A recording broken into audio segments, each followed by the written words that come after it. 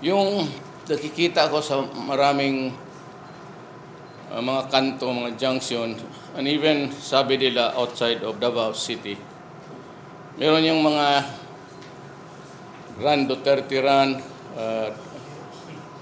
Duterte for President movement.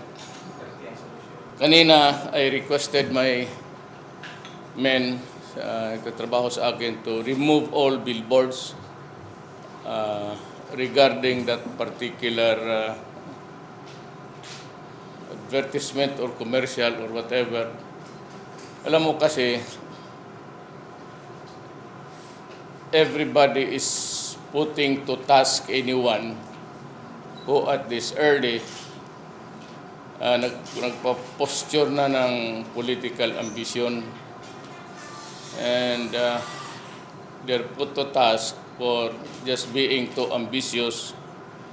Early on, 2016 pa naman ang election, and more than that, politicking. Ako naman, I have always not really criticized but expressed my disdain about these things. Ang problema kasi nito, it's sprouting everywhere at walang maniniwala na hindi akin yan. Maybe kayong mga taga Davao will believe me. But in other places na hindi masyado ako, lalo na yung ugali ko, may character, they might really think that it's me, but I'm just playing with my, nagda-jamming ako with the people. I had it removed, lahat sa Davao. One is that I do not like it.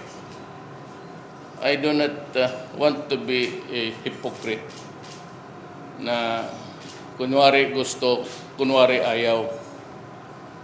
And what is really bad is that I allow these things to happen. Parang nonchalant ako, an attitude of, sige lang, hayaan mo lang sila. Which is not really the case. Once again, I would like to tell you now na wala akong ka-ambisyon maging presidente. Hindi ako interesado, that's the first. Or that's the second, wala akong ambisyon. The second is that I am not interested. The third is, I do not have any money. And the fourth is, kasi wala akong pera, hindi ka ako interesado. And I do not have the slightest inclination to raise money for a candidacy which is really beyond my capability. I have repeatedly told you, matagal naman tayo dito sa Davao, I can only aspire for what I can be. I will never dream of what I cannot be. Lastly is that even assuming I have this notion of being a president, at my age, I do not have the energy anymore to function as a president. Not only because I do not think I am capable of being one, or if I'm capable, merong isang there's a missing link is that sa edad ko na to, I do not have the energy. I cannot function as a government employee working beyond, lalo na yun. Kung sa mayor ako 24 oras, presidente wala, hindi na matutulog yan. You get to solve all that ails this country. Kaya ako nakikiusap naman sa lahat, I'd like to thank you for your belief in me.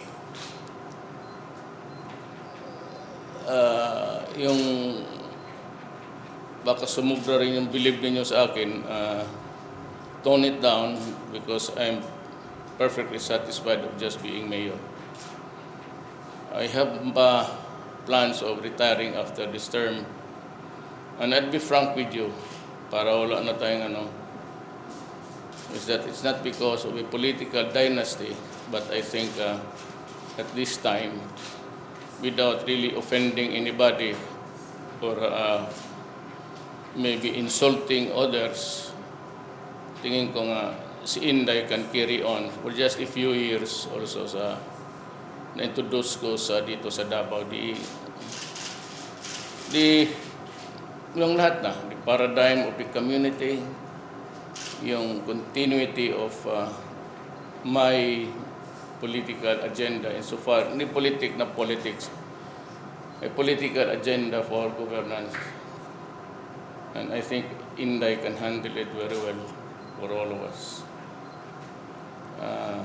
Hopefully, God willing, inshallah, I will retire after this term.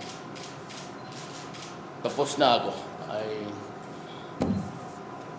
If you want to continue with just announcing to the people na ganon-ganon, well, that's an individual predilection which I cannot really control. Mahirap naman yun, lalo na yung mga Bisaya, mga Cebuano. Maybe they're also titillated with the idea of having a Cebuano president or the Visayan-speaking people or the Davaoenos. But I think the survey shows that they just want me to stay here. Now, I have been invited by other groups outside of Davao City. Ang napapasubo ako dito because ang advocacy na ko is federalism. And other people think, or some people think, that it is a vehicle for the launching of a presidential campaign. No, pupunta ako ng Bicol and other places to explain why it is very important that people realize now na kailangan makipag-areglo tayo sa Muslim brothers and sisters who in the first place are the original inhabitants of this island. Now, if this thing gets bloody, I'm really praying that BBL or the Bangsamoro law will pass. Because if not, there's going to be another round of bloody fighting dito. Central Mindanao. Pagka pumutok uli yung western side. If you look at the Philippines, your right side is the eastern side. Your left hand is on the western side. So if we are in the middle of the Philippines, the western side is the Zamboanga Archipelago, Basilan, Holo. But even among the it's not idiosyncrasy. Kaya ng yan, in Middle East. You can mix together in one government itong mga Tausug, Yakan, Sama with the Maguindanao, Maranao, Iranon. So if they go for a self-determination and if the UN will intervene and there's gonna be a plebiscite sa kanila kung anong gusto nila, they will secede. Kasi, hindi nga kanila basta dumating lang sila umaga, nandito na yung Spaniards, we were passed on as if we were a shuttle. Para tayong bagay, binigay sa Amerikano, tapos, ang ina-warning ko kasi sa Pilipino, nobody is minding the store here, minding putting some focus on Mindanao. Because all the politicians are busy slitting each other's throat and carving a political career at the expenses of one another. Hindi nga kakalimutan mo pagka pumutok to, and I said it's going to be a bloody one, they might go for a self-determination. Kaya ngayon pa lang, when it is acceptable, I have the authority from Mayor Sema to say this. They're still willing to go for a federal type system. Miswari, I have talked to him several times and I can quote him correctly. Sabi niya, okay na sa akin yan, Adre. Federal setup would be, balik-balik lang sa amin yung lupa namin, or at least, kaya nga sabi natin, my brothers, Muslim and all, mga lumad na, we cannot return to you the lands which were yours since Adam and Eve. But we are offering you peace by just taking into reality of our presence here, tayong mga Kristiyanos, and just to come up with some sort of yan ang ano mo. Because pag hinaan mo yan, wala nakatutok yan eh. Pagka pumutok to, you'll have two republics, totally different countries. The Bangsa Moro Nation and the Bangsa Tausug Nation. Kaya ako umiikot just to explain how urgent and immediate the problem is to our country today. That's the long and short of why we're just talking. I never really liked the idea of people foisting my probability as a candidate. Ano pangit eh, kasi sinasaway natin yung mga tao na posturing at this early, campaigning, proclaiming nakedly of their desire to be one, o anong posisyon dyan.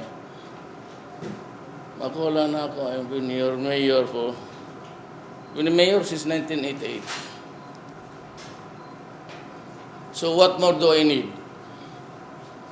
Tapos na ako, pinakita ko na I have contributed something. What's your motivation for thinking federalism?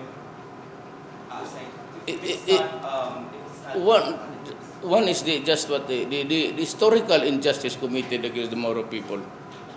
You have to be real. Alam mo, ayaw ko ng gulo. But it doesn't mean to say I do not see the problem of what ails this island.